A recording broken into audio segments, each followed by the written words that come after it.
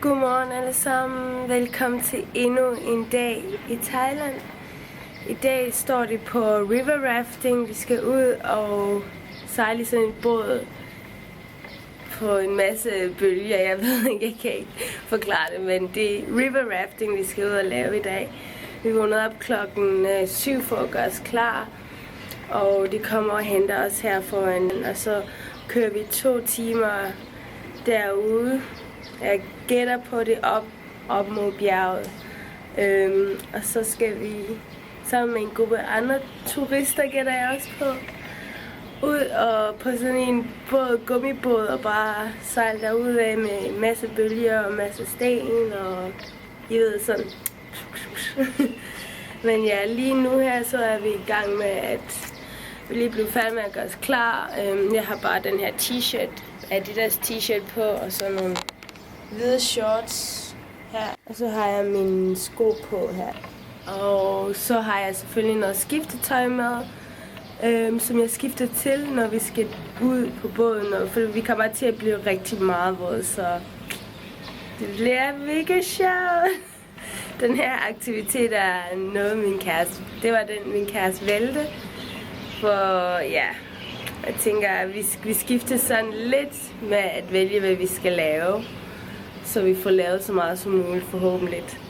Men ja, nu skal vi ud og finde noget morgenmad, fordi at vi har ikke noget morgenmad i køleskabet, så vi skal ud og købe noget. Vi tænker på at købe noget Subway, sådan noget sandwich, så vi kan tage det med os, og så har vi nogle snacks med, men vi kommer til at få noget frokost derude. Så det skal vi ikke tænke så meget på, men vi skal bare have lidt snacks og sådan lidt. Og masser af vand selvfølgelig, og juice. Så ja, det er dagens plan.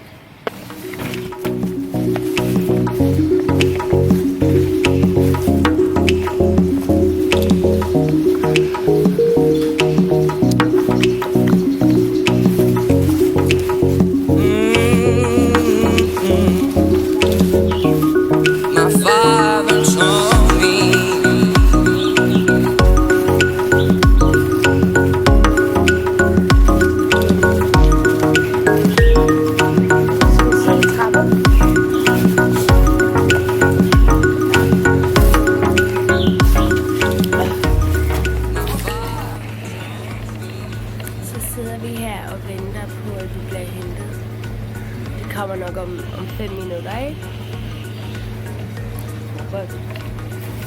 Jeg sidder og drikker den her.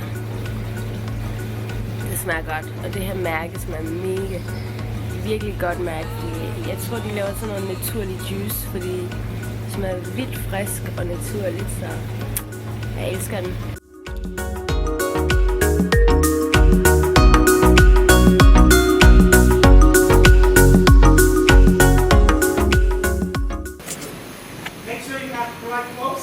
Yeah, we have towels.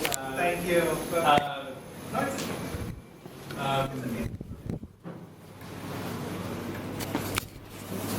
Det er bare til at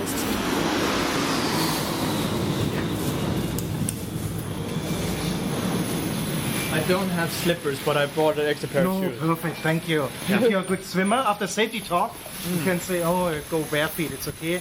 It's just another protecting gear in case you fall off the boat. That's it. Cool. But if you're a good swimmer, go for it. It's so fun. Awesome. Where are you guys from? What country? Denmark. Oh, perfect. Wow. International team today. Hey. Ja, er der flere? Yeah, international team. Oh, it's so fun. Just go in the back, please. We have another pickup stop. Okay, just on in here this side. Just open it for you. Thank you. That's what we left it in the back. If you don't mind. Thank you. Morning. Morning. Popcorn wrap. Thank you.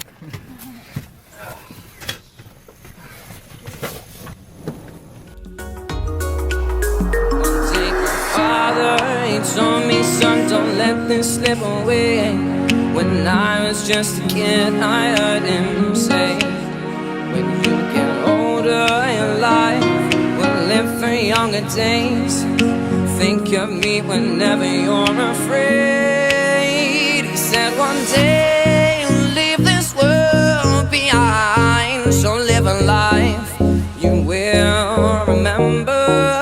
My father told me when I was just a child, these are the nights that never die. My father told me, my father told me, my father told me.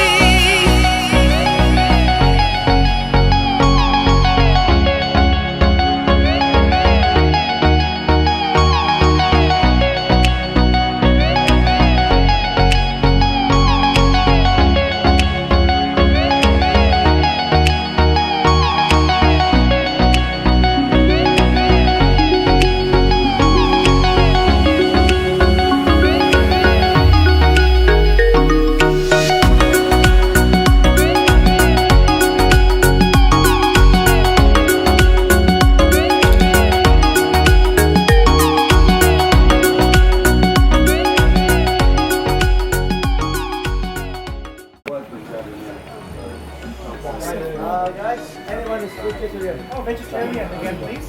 My car, 3%. Thank you. Because for vegetarian, we have to go here. One is maximum 3.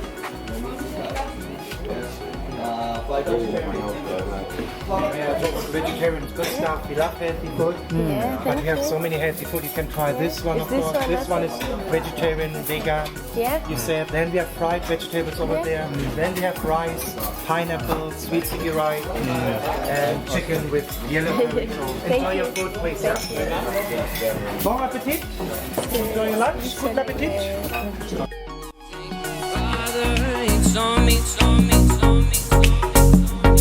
When I was just a kid, I heard him say, think of me whenever you're afraid. Think of me whenever you're afraid. He said one day you'll leave this world behind, so live a life you will remember. My father told me when I was just a child, these are the nights that never die. My father told me.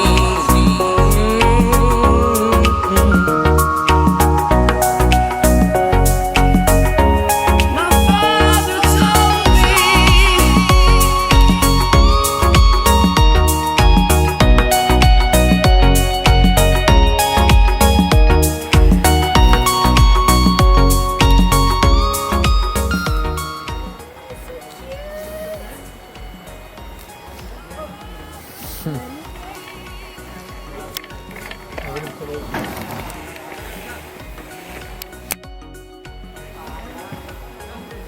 Seriøst, elefanter burde altid være fri. Den er så sød.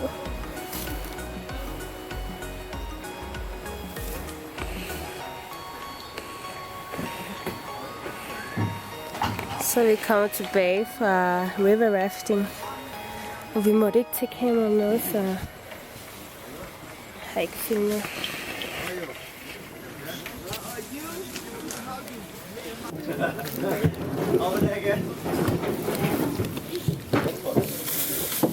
Det ved jeg ikke. Det er originalt ud, det her.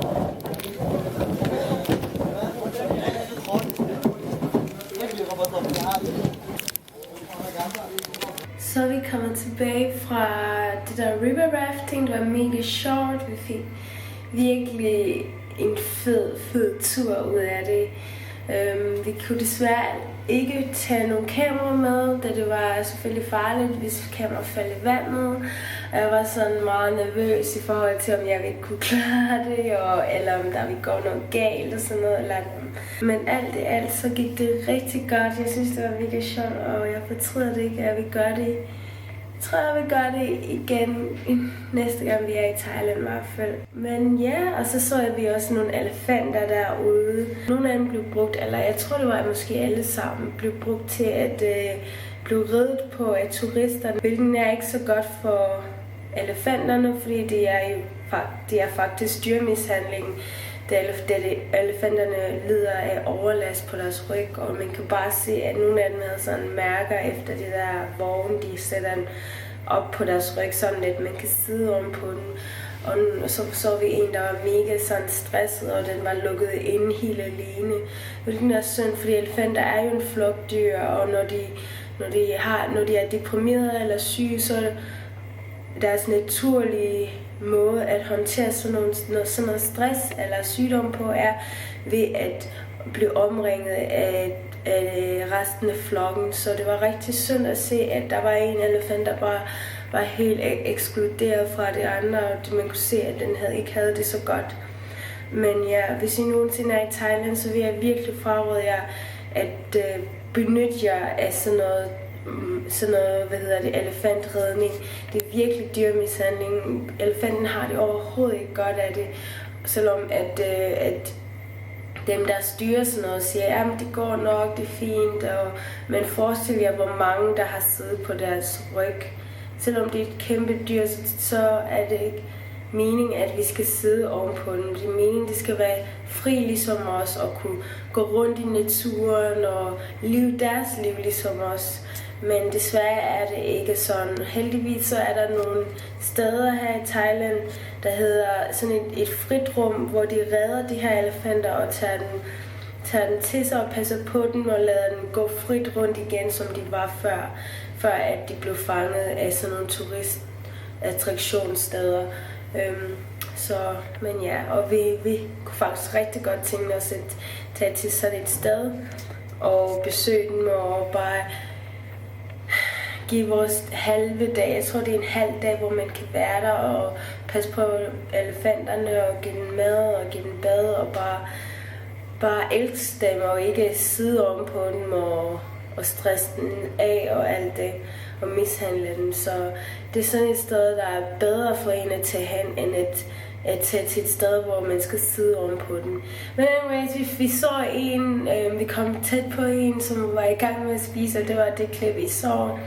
Ellers så blev der taget rigtig mange billeder af os, mens vi var i vandet, og nogle af billederne var mega sjove, hvor vi kunne bare se vores skrækslader, jeg så ud, men også hvor sjovt det var mega sjovt. Vi fik snakket med de andre turister og lært dem at kende, og fik mødt mange mennesker fra forskellige lande, så det var sjovt at være med der.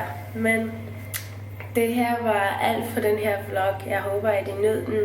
Jeg skal i bad, fordi det var skidt vand, som blev bare sprøjtet op af en, så alt det skidt ligger i mit hår og rundt omkring, så jeg skal i bad og vaske det af. Men ja, jeg håber, at I nød den, og vi ses i min næste video. Hej hej!